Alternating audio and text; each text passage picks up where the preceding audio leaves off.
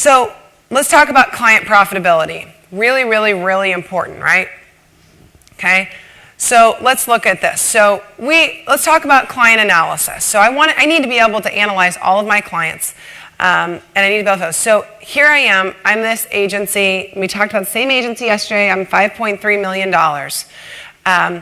And what I'm looking at here is I'm a $5.3 million agency. I have spent across all of my clients about $349,000 in opportunity costs for client development. Okay? Now this number only means something to you because you know what you got out of it, right?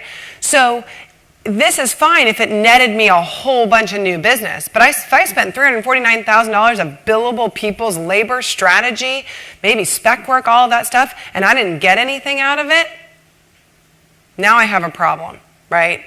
That's not a good thing. Or if I'm spending that just to keep my business, I have a major business model problem, okay?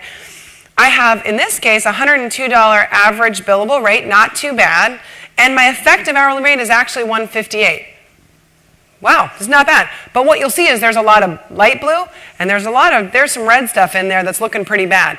What if all that red stuff was blue? How much better would I be? Even if my billable rate was $162, what that's telling me is there's a lot of efficiency margin I'm probably leaving on the table for what I'm doing, okay? So let's talk about that. So then we can actually look down at our performance by client and say, what are our client profitability concerns? What are the things I'm worried about?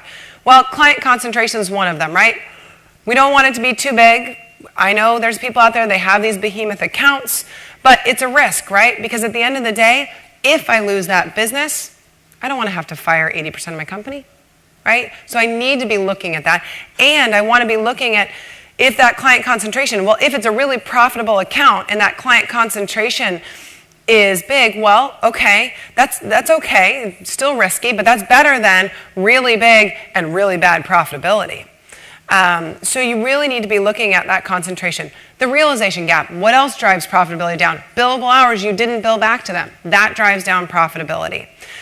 Your effective hourly rate, obviously, is another factor. I don't think that the effective hourly rate is as changes behavior as well as saying you just threw $50,000 out the window. I think your realization gap is a much more effective tool to use than your effective hourly rate, but it's still good, and accounting people die by this number. So that's why we put it in.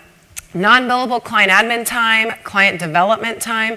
So the non-billable time you log to a client has to be factored into that profitability because it drives down profitability. It's the cost of all those people allocated to that client. So now there shouldn't be a ton of time here.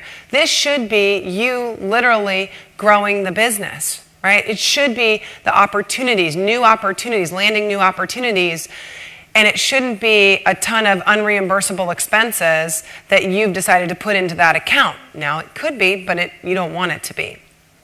Okay. Also, you have to look at markup on outside expenses. Markup is going away these days. I don't know how many people are still getting it, but every time I talk to agencies, it's fewer and fewer and fewer. And they're getting paid for all their fees, but all of the expenses are required to be passed through. So if you're still getting markup on expenses, other than media commission, then keep it as long as you can. And it's good to know, but what you don't want to do, and I've seen this happen, we've gone in and done these analyses and said, guess what? Your rates are so low that if they ever pulled the markup on this outside costs away, you'd go out of business. You're betting on this, and you're giving such a reduced rate that this isn't sustainable, and if the industry changes, you're going to be in really big trouble. You have to know that your labor stands on its own. Don't be using markup to cover the fact that your labor rates are too low. That's way too risky in this industry, okay? Because that margin's going away someday. It's a matter of time before it goes all the way away, okay? So let's talk about what we have. So we can actually use a scenario calculator, and we could say, well, what if we recaptured 100% of our unplanned write-offs? What if we increased our rates 2.5%?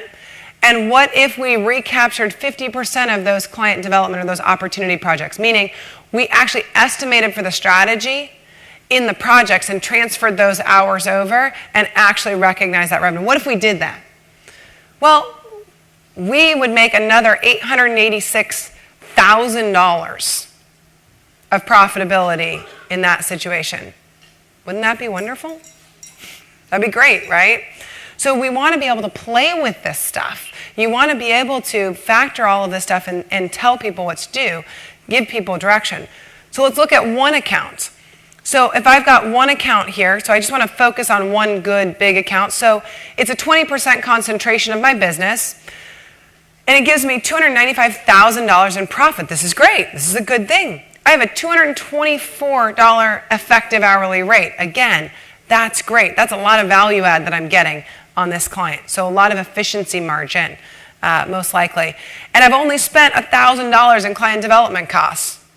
This is wonderful. This is great. We want more like this. Let's look at the not so good client.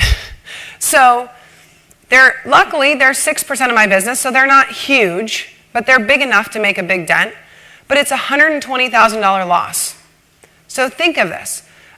I just took $125,000 from just having this client, took $125,000 away from that $295,000 I just had in my other account. Okay?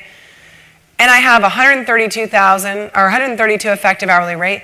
But look at the big thing. I spent $50,000 in client development. Well, if this is a snapshot in time and you just landed the biggest contract ever for this account, and this is now about to grow tremendously, then maybe this isn't so bad. But if you didn't win it, if you didn't do it, then now this is probably a problem. This is probably a big problem. And what I find is instead of replacing accounts, you just keep adding bodies. You just add people instead of saying, you know what, why don't we just fire the bottom 25% of our accounts and keep the people we have and stop growing? Because I can tell you this, a small boat with a small hole becomes a big boat with a big hole.